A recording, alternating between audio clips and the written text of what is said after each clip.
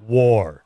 It never. Good God, y'all. Take it, Lou. What is it good for? Well, absolutely nothing. Say it again. You interrupted my intro. I thought we were doing the war song. We were pretty good, weren't we? We were. Shit, yeah.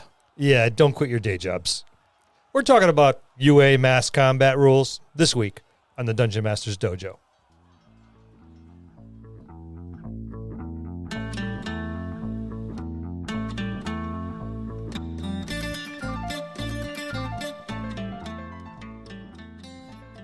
Hello, and welcome to another episode of the Dungeon Masters Dojo podcast. This is a show for game masters and players alike. We hope to bring you tips and tricks to elevate your game and develop the art of dungeon mastery. I'm your host, Louis Aponte, and these are your Dungeon Masters, Scott Labby and Bill Robitaille. Let's enter the dojo and see what they have in store for us today. War. What is it good for? Absolutely nothing. We sounded pretty good. Lou, you have a voice like an angel. I know, I've been told. Deafening. Fallen angel. Give me a couple more drinks and it'll change. Yeah. Or we'll think it Lubricate those changed. vocal cords. Yeah, making an ass out of ourselves for listens. It is. It's what it's good for. Yeah, it's as sad as it is embarrassing. Oh, it wasn't embarrassing at all. Not for you. No. Yeah. Well, Oh, jeez. I guess it's mass combat rules, which I think is pretty cool. I'm glad Unearthed Arcana did it like years ago. Yeah, it's been out there for quite a while. Well, it makes sense, too, when you think about it, right? Because D&D had its origins in wargaming. Mm-hmm. You know, it was a supplement to the chainmail rules and not a standalone game like it is now. So it does make some sense to include it, some mass combat rules, right? It does, yep. Because back in the day, we had the battle system. Do you remember that? That blue... oh, yeah. You know, supplement, book. yeah. It was, and I think that was an AD&D supplement. Yeah, I think it was too. Yeah. And that gave us rules for mass combat. It was almost like an entirely different game, too. I think it harkened back to the old wargaming days. I don't know if they're just trying to rekindle or regroup, but... I would say probably a little bit of everything because D&D was based off of war games. Yeah? Well, yeah. Yeah, that's where it got started. Well, before we really get into it, let's talk about our epic giveaway. I think we should. We still have a ton of stuff we're trying to give away. Tons. And this stuff's cluttering my cellar. So it's in the way. The wife, is constantly vacuuming around it. What's this stuff covered in the sheet with all the signs that say "Do not touch"? Yeah, it's under normal circumstances. I'd say Bill was being over dramatic, but it is such a big pile of stuff that it is taking up a tremendous amount of space down here in the Lyceum. So we'll let Bill give us a few words about it. Yes. We are continuing to hold our giveaway of epic proportions. Everything you need to get started running games. 4 dice trays, 12 complete sets of dice, 4 traditional Crown Royal bags, the D&D Essentials Kit, the D&D Starters Kit, Horde of the Dragon Queen D&D Adventure, the Young Adventurers Collection, Nerdarchy's Out-of-the-Box Encounters, Brass and Steel Steampunk Tabletop RPG, OSR Greats The Rat Hack, Into the Odd, and White Box Fantastic Medieval Adventures game. But that's not all. The Curse of Strahd Revamped is included as well. This complete list goes to one lucky winner in the U.S. We realize we may have asked a lot of you initially, so here's the new and improved way to enter the epic giveaway. Simply leave us a message at thedungeonmastersdojo.com. You'll automatically be entered into the giveaway for a chance to win. After we receive 500 messages, we draw one lucky winner. We'll see you next time in the dojo. And that's all I have to say about that. That was epic. Yeah, that was as epic a promo as the giveaway, as the pile of stuff. That my wife is encouraging me to give away. Yes. And that's the key. We're giving it away. And all you have to do is listen to Bill and follow those simple instructions, and this could be yours. That being said, let's move along. We're going all the way back to February of 2017. So we're only 5 years late.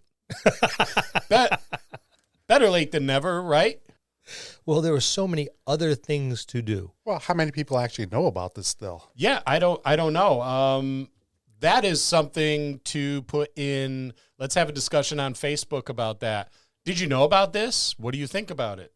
How often do you run mass combat? Yeah, and why? And do you even run mass combat? Yes. I'm willing to bet most game masters do not. I would have to agree with you on that, but don't worry, because we're going to go over this, and then you will probably hear us talking about how we do mass combat on another episode. We often do prattle on about what we have done because we do like blowing our own horn. Yes. And you're old, and you like to talk a lot. Yeah, because we forget. And again, they're looking at me when he say yeah. that shit. Thank you very much. Keep it up. I'll beat you in my rocking chair. I'll put Scott in the way. So as we all know, there is a challenge rating that certain creatures get in Dungeons & Dragons 5th edition. Mm-hmm. And each creature is given a battle rating for this mass combat system that's based on that creature's challenge rating. And that's how they measure their combat effectiveness in mass. And that's supposed to help with managing hundreds or even thousands of creatures at a time easier. Thousands, I would say, I guess, is an okay number, but I think anything more than 3, maybe 4 or 5,000 is an army of. That's it's just too big. It becomes cumbersome, even for this. It does, and so I would encourage people to DMs to keep it down to relatively small mass combat. Well, you got to keep in mind, when you're dealing with thousands, you're also dealing with, you have to keep in mind the landscape, the terrain. Do you have room to fit 1,000 combatants on both sides? Even go a little further. Even if you say, I know you said 4,000 or 5,000 is probably the max, but if you have something larger, you got to remember your group is not contending with that much. It's your army. Your party's not holding off of an army of 4,000. It's your army, against their army, so you can just focus on. You're the battle within the battle, and what this is going to do is it's going to let you know which way the battle is swaying. Yes, around you. Are we winning? Are we losing? Do we know what individual little pockets of stuff are we going to bump into? And I've never done any sort of wargaming. And I don't know if you guys have, but it sounds. I have some friends that are into wargaming. They're into Warhammer 40K and stuff like that. And the all the combatants are organized in units, correct? Which sounds a lot like what our wargaming cousins do when they put together their wargaming boards. So I think I'm curious. I don't know if we have any war gamers in our listenership, but if anybody is out there that's a war gamer, reach out to us and tell us if any of this sounds familiar. How close to what your hobby is this document? Because this could be a transition. Yeah, this could be very easy. How do you take someone who's used to Warhammer and bring them into D&D? Yeah, because they are two different creatures. I've played Warhammer for a few years. I did it because I had a bunch of friends that were doing it. They wanted me to come along, and I kept trying to role play it out. Which made it interesting, but they didn't really. Yeah. I'm trying to have dialogue, and I'm like monologuing at the other combatants and trying to. He's coax them out. He's doing Sauron's speech. As he's sending his Urukai off to something like Helm's that. Deep. They just kind of look at me going, you don't have to do that. Just let me know how much damage you do. I was like, oh, son of a bitch. So Napoleon was pissed. He didn't invite you to any of his wargaming brainstorming Not sessions. as short as you would think. No. But you're not as tall as people would think you are. And they weren't as tall back then. I mean, averages, I think, was like, 4'2" or something like that. I mean, Napoleon was like 3'1", but it just, he was taller than they really think. He just wasn't as tall as everyone else. And he stooped. He had poor posture. Well, What I like here is there's a bit of nostalgia where each unit has a morale rating. I miss morale ratings so bad. Morale should still be in the game. It should. You want to explain morale to all the youngsters out there? Well, how well an individual or a group is set to their goal. Like, all right, we need to defeat them. All right, and we're taking casualties, but we can win. We can win. And then the tide obviously turns against you. The morale is going to go down. And that's where the best offense is a great defense, and my defense is to run the hell away.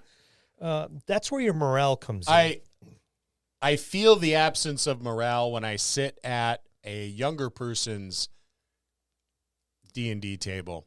Yes. Because oftentimes they don't know when to stop. Yeah, when to throw in the towel. Yeah. So not every monster is going to fight to the death, right? No, a lot of them are tired of being hurt. Yeah. They don't want to die. You don't want your character to die. They don't want to die either. And the morale rating in the older versions was something that you would use as a DM to determine whether or not they were going to stick to their course of action, or if they were going to how dedicated were they to the actions that they have committed themselves to. Are they going to fight to death? Are they just going to take a lot of injury? All right, I'm going to do it if I'm going to take down 2 or 3 of them, and then I'm going to run because I've done the damage I need to do. Depends on the situation. And you're right. And as the tide turns, the monster suddenly takes down the fighter, who with a couple critical rolls, and the fighter's fumbling left and right. All right, there's the tank. The tank went down. The morale of that monster just went up. It's like, yeah, okay, the one that does the most damage. Oh, where's that mage? Yep. Or the healer. Yeah. All right, that's next. If provided they're intelligent enough. Otherwise, they'll just beat up the next one that steps in line. Well, here's the ranger. As they defeat things, the morale goes up. As they take more wounds and they're not doing damage, the morale goes down. And it gets to a point, like I said, it was a gauge for the game master to decide, now's the time to turn tail and run. Yeah, and if I remember correctly, and it's been a long, long time, but you would roll at the beginning of a combat round for morale, or was it the end? You don't have to write in the beginning because the morale of the monsters was already set in the monster manual. It would have a morale rating, so it was already set. You didn't have to roll against it. That was the number you need to roll against. But they're going into combat or were drawn into combat already. Now, if it's immediately overwhelming numbers or magic's being flying over there, or everyone's got a sword that's glowing in the dark, and the monster's intelligent to realize, oh, this is going to be bad, then yes, you roll your morale because you roll. And the morale is based on usually their wisdom, not necessarily the intelligence. Intelligence is what you're learning and how well you can learn it. Wisdom is what you have already learned. I have already learned that glowy swords hurt a lot and could do damage. So they see a lot of glowy swords. All right, we're going to make that morale check. And it's like, nope, if I run away now, I will live tomorrow. Morale is also used or can be used to see if you want to rebel, against your own folks. If Bill's giving me this monologue saying my guys are going to live and I see that I'm outnumbered, my guys will probably switch sides. So, that's another way you can use morale too. Yeah. It's not just running away. Or they just lay down their arms and go, nope, I give up. Yeah. I surrender. Take me away. You offered me. You said I'm going to live, so I'm done. I don't want to die today. I won't die, and you're going to feed me at least one meal a day. Well, that's probably one more than I've been getting in this army that I'm working for now. So yeah, okay. And they go through the battle rating and how you use it, and what the modifiers are, like based on the charisma of the commander of that unit that year. Yeah, it gives bonuses to it. Yeah, which is it's and it's almost like this is a different kind of rule set within the rule set. It almost harkens back to the AD&D days when this was commonplace, where you would have rules within the rules within the rules. Yeah. And which I imagine is why they haven't really published this and made this canon material. Is they may not have seen a need for it, I guess, right away, right. Or it may need a little extra work to kind of smoothly, bring it into. Yeah, because everything's fairly streamlined with 5th Ed. I mean, the books are coming out with a few new feats, a couple new classes, but they're not really doing a lot with the rules in general. Right. And this, like you said, is a rule set within a rule set, and I think they're trying to get away from that. They want to streamline it and make it a little bit faster. This, unless you need a large combat, this probably wouldn't come into play. And like I said earlier, I don't think a lot of people are really considering a massive army versus another one and where you fit into it, because you can put the armies together, you can go through this whole thing and just have background noise for the party. You can simply make that up. Yeah, and we'll talk more about that on another episode, because we have some ideas for you on how we have done it. Mm-hmm. And it's been it's different than this. And really the only practical application after reading through this that I can see for a game would be if you had really high level characters that had their own kingdoms, were doing battle right at for some reason at some point in time. Or if the party was a decent level, 3rd, 5th, 8th, thereabouts, and they were the vanguard. And they were the commanders in charge of, say, maybe 20 or so other individuals, 30, 40 other individuals, not hundreds of thousands, but a decent enough group where instead of figs, you're rolling out handfuls of D6s. And then you can use this to try, all right, well, I'm going to pick up these red D6s, which is the opponent. And then next round, I'm going to pick up a couple of the blue ones, which are your allies. And you can go back and forth with this. So you can the characters still engage in their one-on-one with the other lieutenants against, or the monsters that they've incorporated into their ranks. So your party is still dealing with the one-on-one combat, but all around them a little bit more personal than just background noise. Yeah. And I could see it being used for that, for, like I said, not necessarily massive groups, but where they are your 4, 5, 6, moderately sized, where your party is the vanguard. Hey, they're the heroes. They got the good armor and the good weapons and magics beyond anything we have. We're just like a bunch of farmers. They put a couple spare pieces of armor on, and instead of a pitchfork, I got a blade. And that's who you're commanding. They give you unit space too, which is how big of how much space your unit takes up. So you go from that 5-foot square to 100 feet on each side, regardless of how many creatures are in your unit. Yeah, that's pretty good. I like the fact that they take the ranged attackers into consideration as well. Yeah, really important too. If it's always better to kind of soften up the infantry with some missile weapons. And then, the morale rating charts, which I imagine come in handy, different factors affecting morale.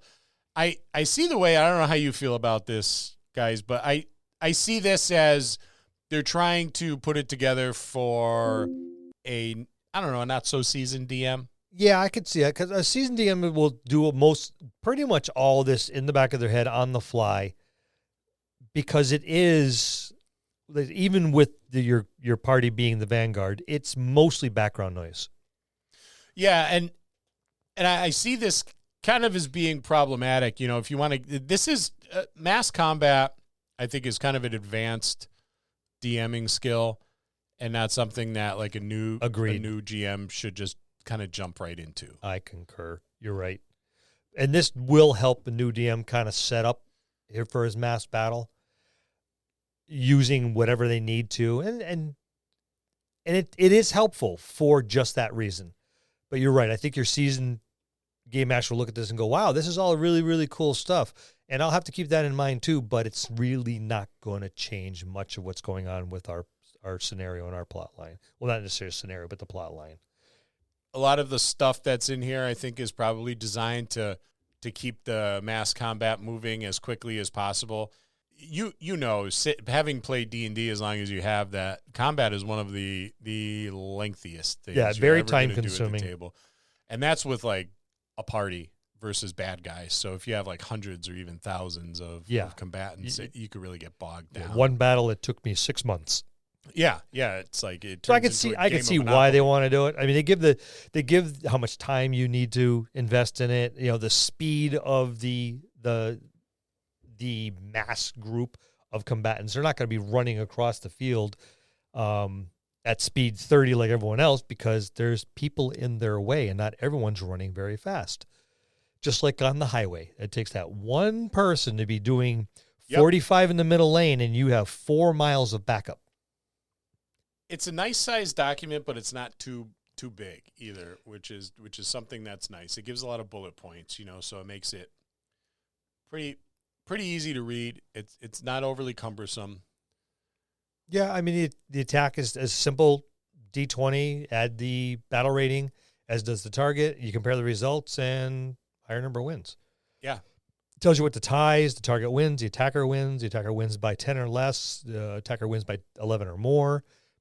Advantages and disadvantages on it. So, I mean, they do cover quite a few things. But like you said, this is probably a document that would be best suited for your new game master to read through and script out what's happening ahead of time. Yeah. Don't roll it on the fly. I could see this very easily, just scripting out ahead of time, making a list. This happens at this time. This happens at that time. This happens at this time. To drive your storyline, to move your party along. You need them to get from point A to point B. Well, guess what? The battle's going very poorly around them. They're going to be horribly, outnumbered. But there's a little, there's a line up front of your allies. You need to get behind that line if you don't want to be overwhelmed by these 40 or 50.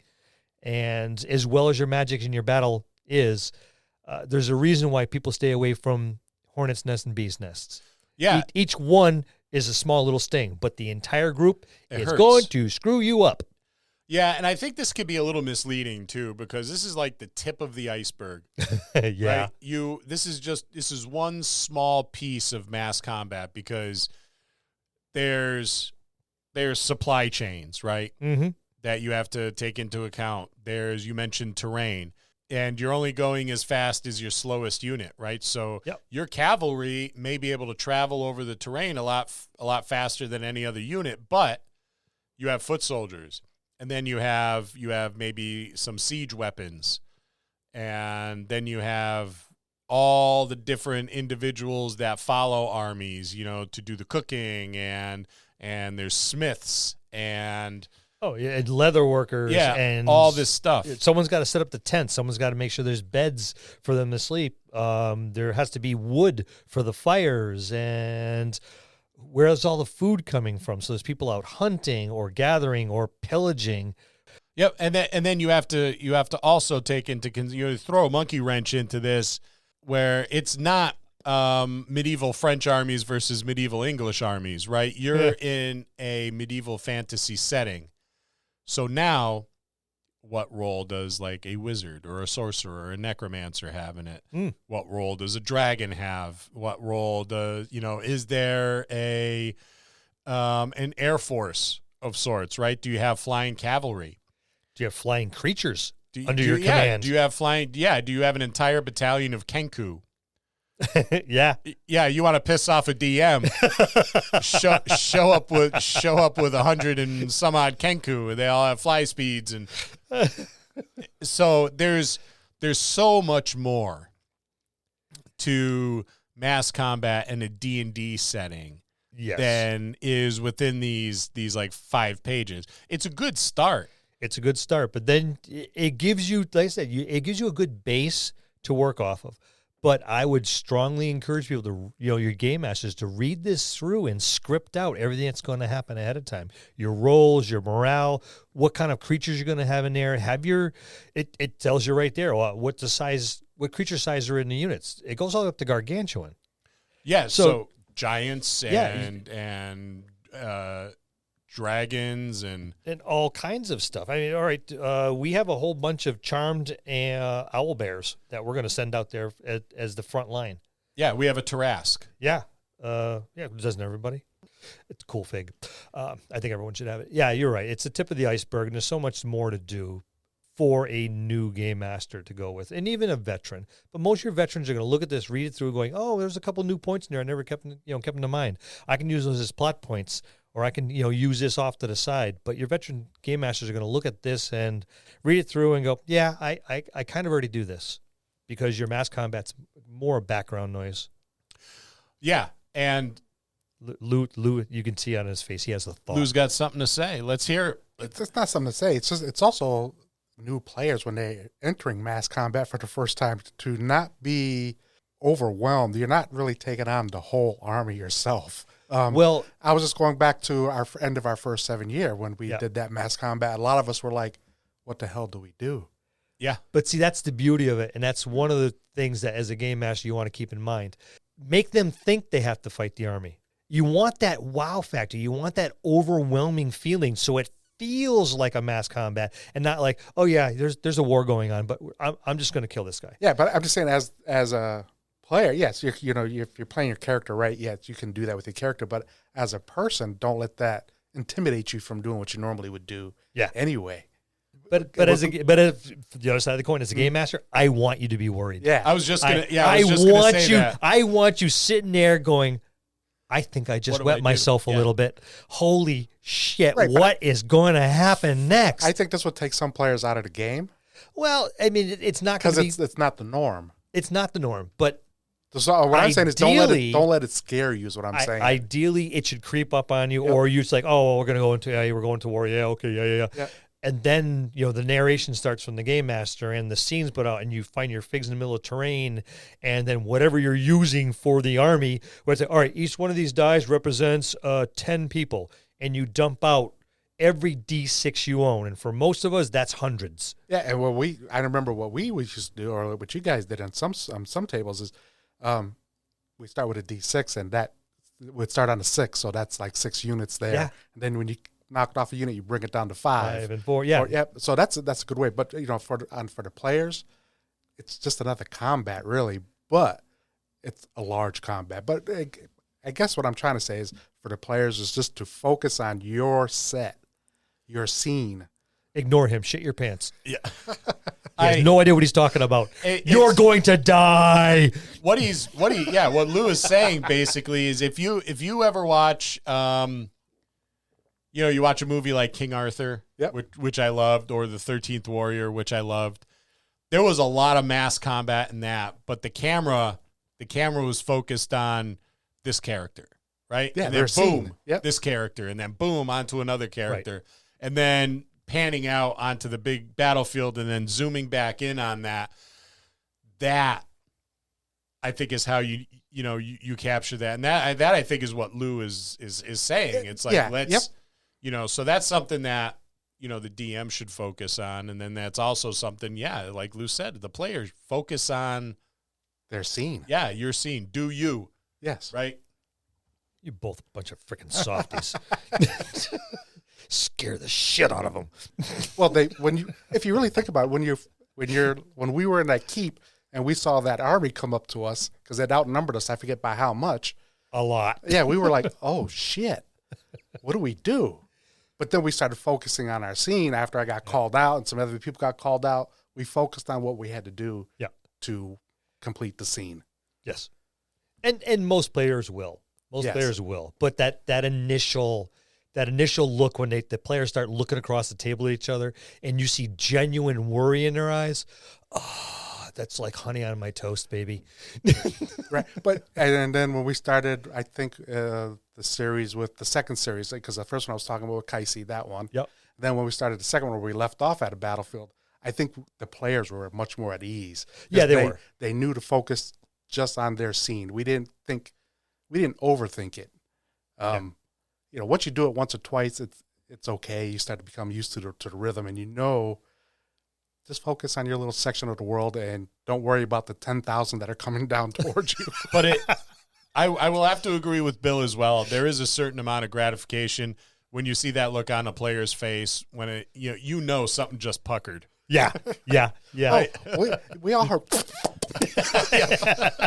the air getting sucked in, especially even on the second one, because on the second one, we had catapults throwing in, I think it was a cask of oil or something, into the keep that we were at. We were like, what the hell? This is something new. It was walls are blasted in. There's explosions. Yeah. There's flame engulfing entire corridors. Dozens of people are being consumed by these flames, and you guys are like, oh, it's not safe in this castle anymore. It's not like the last time. And you knew it was being overrun. Yes. You knew you were losing the war, and the battle, and they're coming for you. And once again, that worried look across the table. And we got it. It's like cotton candy. My inner Bill he doesn't poke his head out often, but he was on the other shoulder that day, looking very gratified. And that's a look at the Unearthed Arcana Mass Combat. We'll see you next time in the dojo. That's going to conclude this episode. Thanks for tuning in and listening. Please subscribe to the podcast for more great content. If you'd like to hear a particular topic, you can reach us on Facebook at the Dungeon Masters Dojo, or you can drop us an email at thedungeonmastersdojo@gmail.com. Thank you, and have a good day.